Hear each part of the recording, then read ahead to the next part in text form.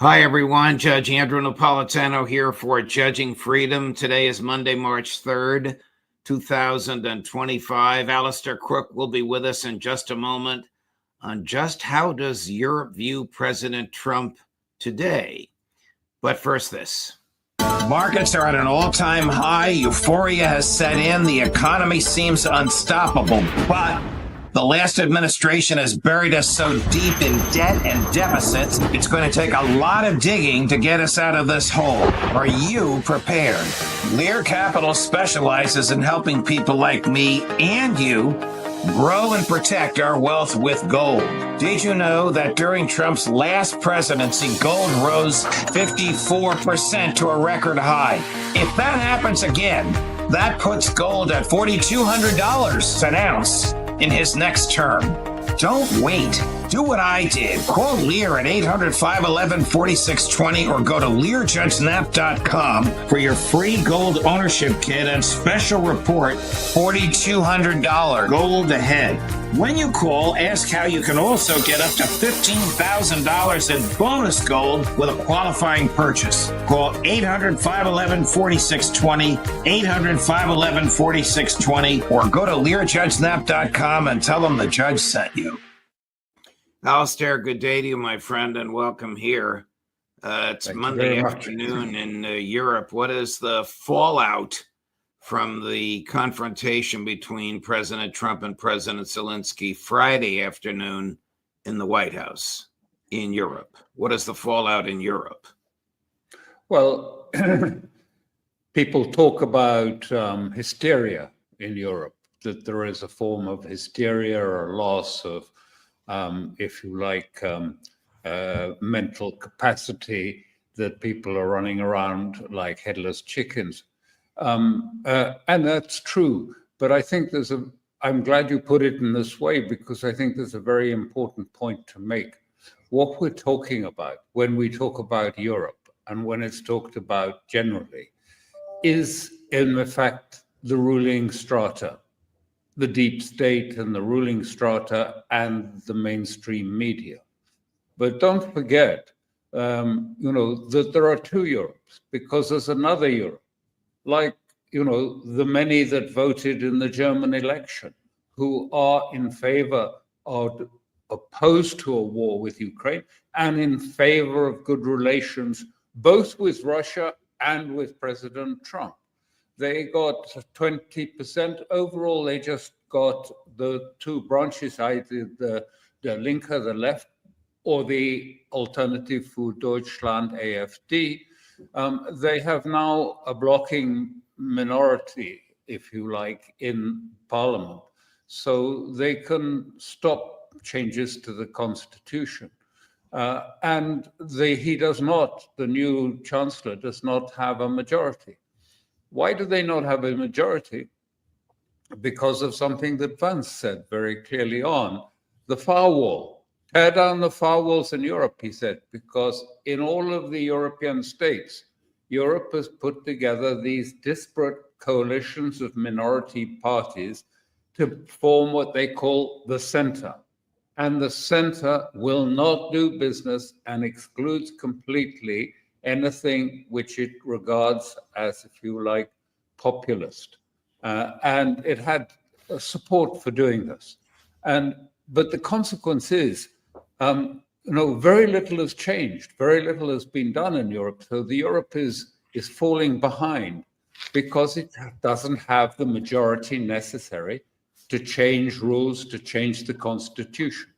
So on the one hand, you have the elites, and they are trying desperately, but they're doing something which I think is extraordinary, and they call it a historic moment for Western Europe. I mean, in rather extravagant language, and put together this conference yesterday in London.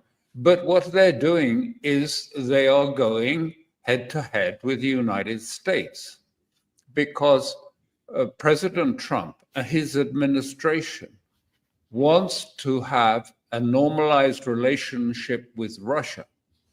to change the new global order, to change to a new global order. That was made absolutely explicit by Marco Rubio in an interview. And he said, you know, the old global order, not only is it obsolete, but it has been weaponized against us. So Trump is about changing a lot of things, the whole structure about security for world security. Maybe we're moving towards spheres of influence type of structures. Probably we are. But it's a big project, this. And Ukraine is a small part of it. But he wants the Ukraine war settled. And at the moment, the combined forces of Europe that were present, if you like, in London this Sunday, wants the opposite. It wants the war to continue, even though they have not the capacity either to finance a war with Russia or to provide the men for a war for Russia or to provide the equipment for it. So this is why people call it delusional. It is delusional. Instead of which, what they have come up with and what occurred in yesterday's meeting was the formulation of a trick. It's essentially, the aim is to put what we've called, I think, on this program before, tripwires into the situation. They don't have enough men to do anything significantly, but they want 25 to 30,000 French, British forces. That the plan is have a truce, and then if the truce holds, they will put their proposals to the United States and expects the United States to do what Europe is telling them, apparently. And then next, they expect that will be bolstered by what they call a peacekeeping force on the ground. But it ignores two manifold realities. The first one is Russia has said categorically, we will not do a ceasefire. A ceasefire may flow out from a settlement, but we are not going to start with a ceasefire. No, it is unacceptable to us. And anyone who comes into the theater trying to provide, if you like, peacekeeping forces without our permission will be regarded as a combatant, an enemy combatant, and risks being killed. And Russia has said also very clearly, it will not have a ceasefire and it will not tolerate a peacekeeping force in Ukraine. It seems, I don't know if Europe is hearing this. And then you have President Trump very clearly understanding what is being asked of him. They want to put European forces on the ground as a tripwire. And if something happens during this period that they call a truce or these peacekeeping forces are attacked either by Russia, which is highly unlikely, but is attacked or an incident happens, they will immediately come running to America and say, now you must put American boots on the ground. And they don't seem to have heard Trump saying to them, listen, what I want is a deal. I want the end of this war. I don't want to go back to the war as you do. And this puts Europe in an unbelievable position of absolutely contradicting the desires and wishes of the United States and putting themselves at the forefront of a war against it. And I think when he looks at it, Trump will understand, why is this happening? And it is Europe who is saying, we want war with Russia. We want a conflict with Russia, which is the opposite of what the United States wants. And we want that. And to do that, we are going to try and force the issue so that America get pulled into it and is obliged to conflict. Where does this come from? It comes from the deep state, the meta state, the European branch of that. Is it a surprise? President Trump mentioned in that famous encounter in the Oval Office, and he said, it is both Putin and I who were damaged by that Russiagate episode, by the allegations of that. Where did Russiagate come from? Well, it came from Britain. Largely it was certainly facilitated by Britain. Let me. What you see this happening more now, the next phase of this. Lest anyone think that this is not based on fact when you refer to the elites as delusional.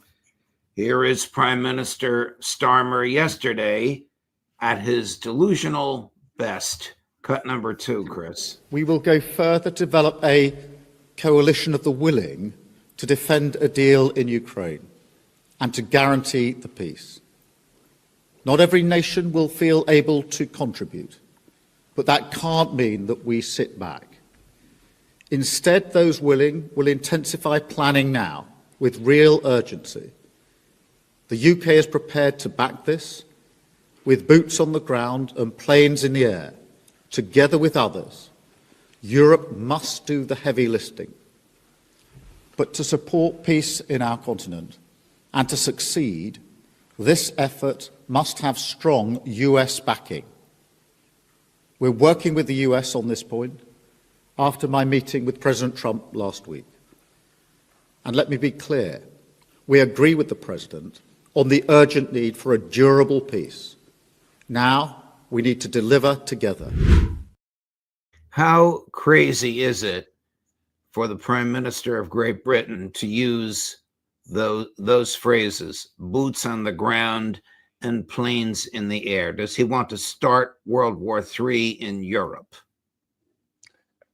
Effectively, that's what it entails, precisely. I mean, this is what he's trying to pull it in. But of course, what is the lie in that is that it's going to be boots on the ground, that it's Europe that is going to do the fighting with 25, 30,000 men. I mean, this is ridiculous. These are the tripwires intended to bring the United States back into conflict with Russia.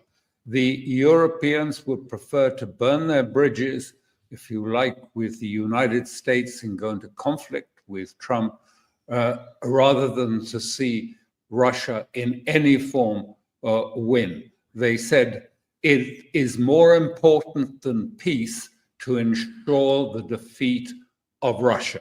That's the basis, the underlining. It's more important than peace that Russia is seen to be defeated in this war. And they've said this explicitly. And I think Trump sees this clearly. And this is why I think he understands Zelensky. And now Zelensky is full of bravado after having been received by the king and all of this hugging and messages of love from leading European elites, not the people, is that he's now saying, well, he won't go, he won't leave. It's one thing to hold elections, but now I have the support of Europe. You're not going to get rid of me.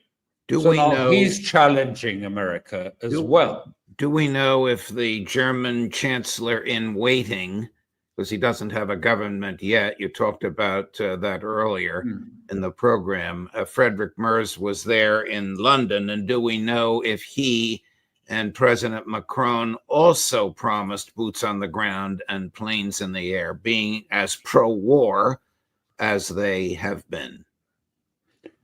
He wasn't, because Scholz is still the chancellor at the moment, and Scholz was there.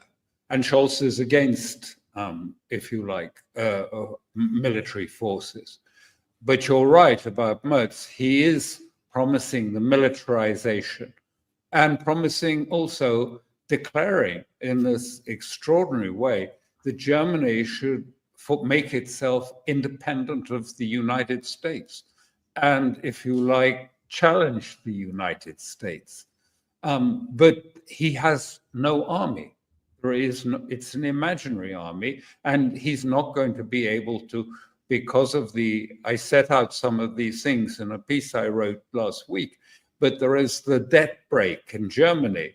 And because, if you like, the AfD and the Linke have a third of a majority in parliament, they can stop changes to that. And without that, he can only spend money on his military by taking it away from social projects, social welfare, from the railways, from infrastructure. And that was what brought down the first coalition, that they were taking money from day schools, from the train system, in order to give it to Ukraine.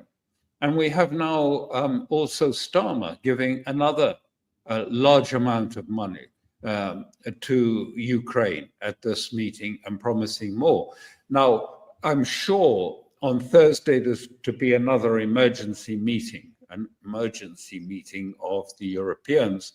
And von der Leyen is saying we must make, Ukraine, we must weaponize, we must build our forces. There is nothing in the European treaties for a common defense structure. In fact, the European treaties, because if you recall, I was part of that and worked for Solana, who was a former Secretary General of NATO at the time.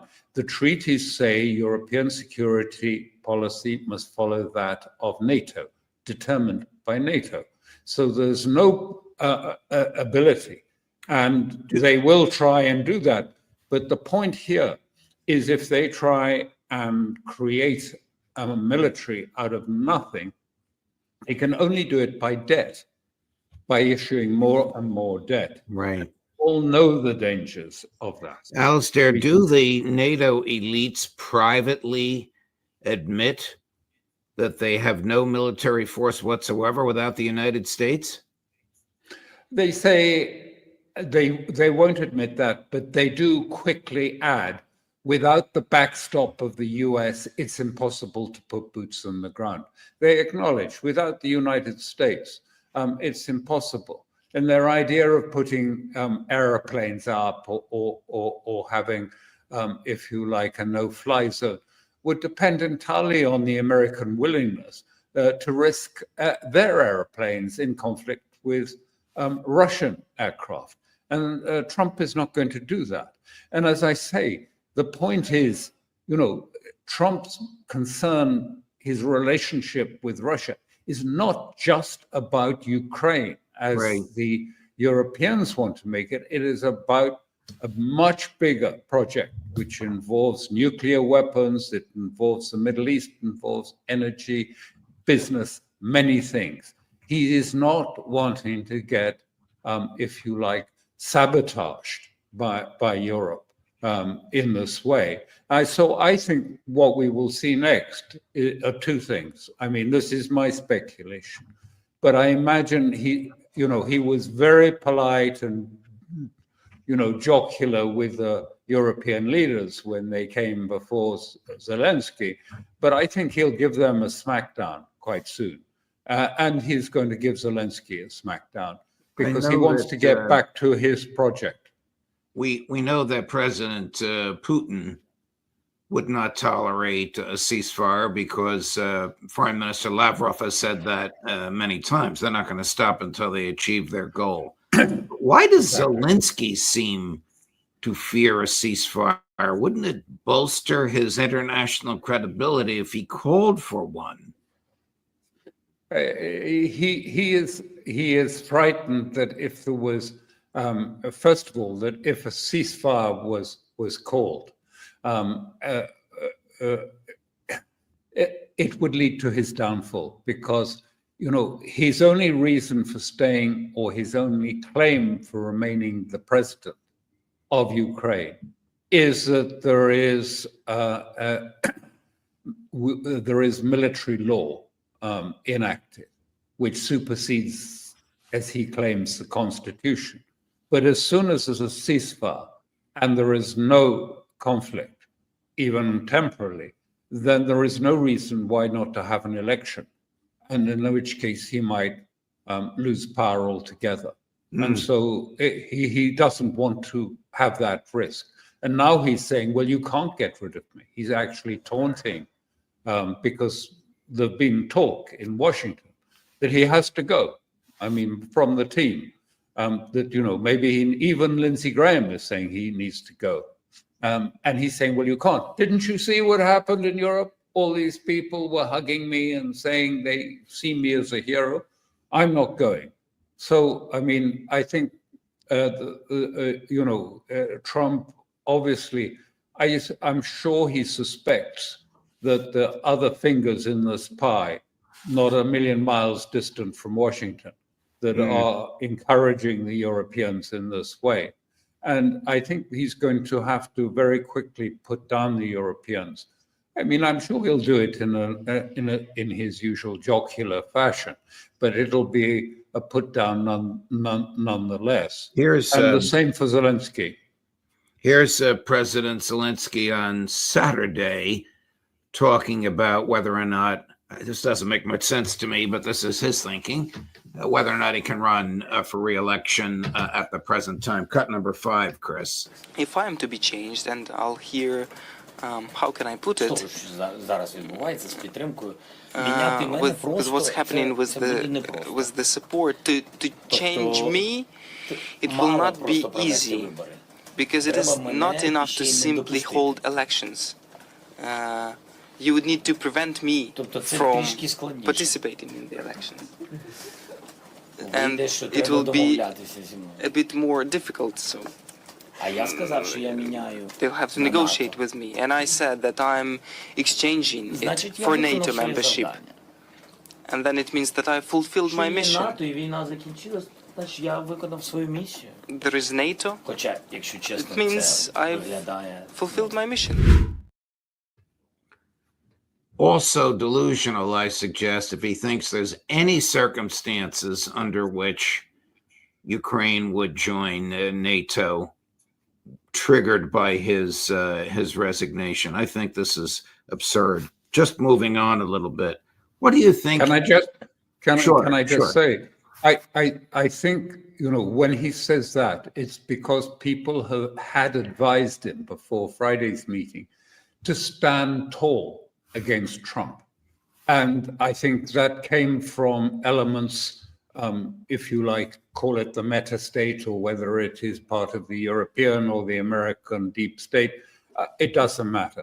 But they advised him to stand tall and challenge.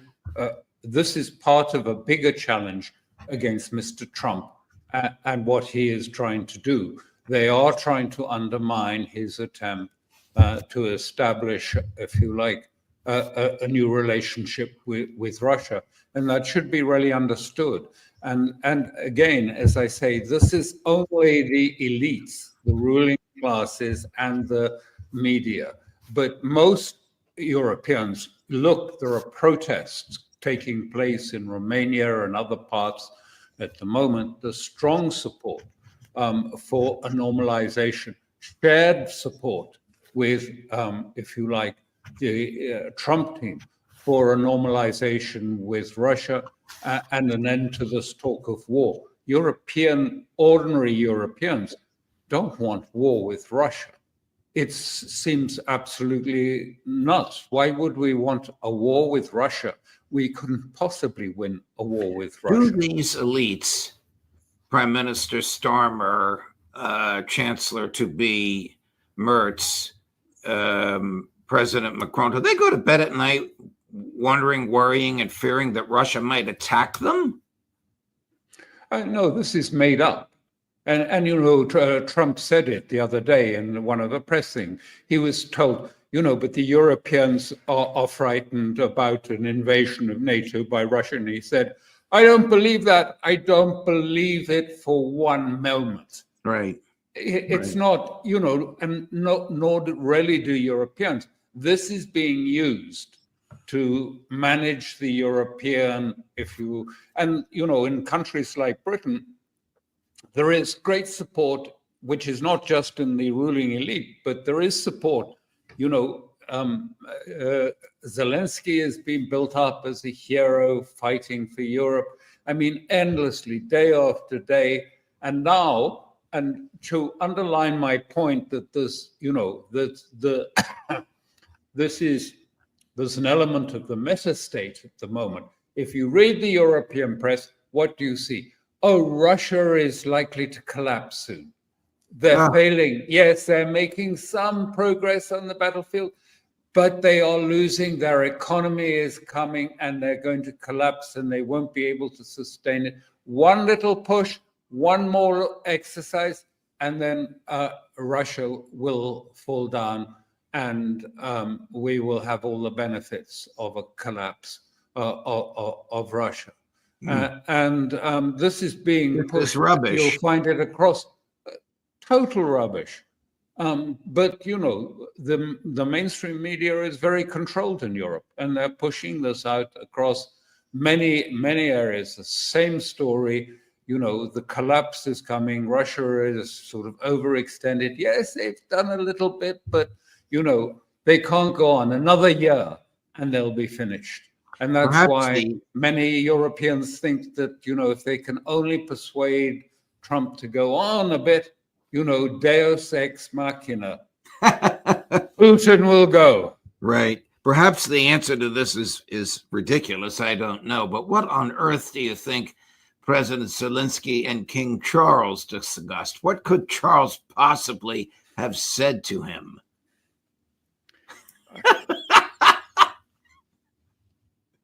I don't think I'd like to answer that. All right. Okay. You are still the supreme diplomat. I just think. All right. Alastair, thank you. Thank you for your. I think you guess it absolutely what he said. Yes. Thank you so much for your analysis today. My goodness, I had pages of comments to make to you and barely scratched the surface because you hit so many nails on the head. Thank you very much. I'm sorry if I interrupted. Don't be silly. Your comments are right on the mark and deeply appreciated and utterly relevant and uniquely Crookian. Thank you so much, Alastair. All the best. We'll see you next week, my dear friend. Okay. Thank you. Bye.